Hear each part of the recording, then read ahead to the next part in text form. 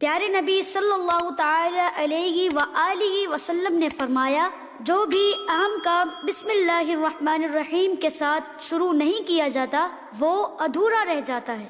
بسم اللہ الرحمن الرحیم، بسم اللہ الرحمن الرحیم،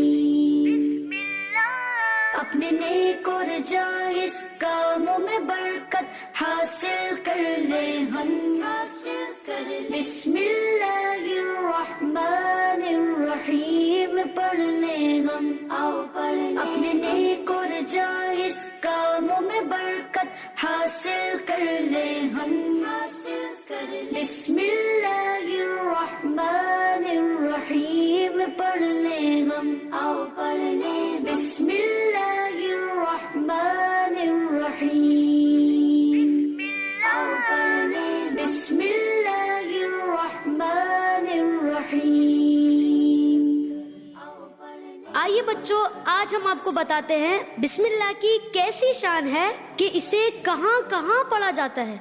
کھانے کھلانے، پینے پلانے، رکھنے اٹھانے، دھونے پکانے، پڑھنے پڑھانے، چلنے چلانے، اٹھنے اٹھانے، بیٹھنے بٹھانے، بتی جلانے، پنکھا چلانے، دسترخوان بچھانے بڑھانے، جوتا پہننے، امام سجانے، دروازہ کھولنے بند فرمانے، انشاءاللہ۔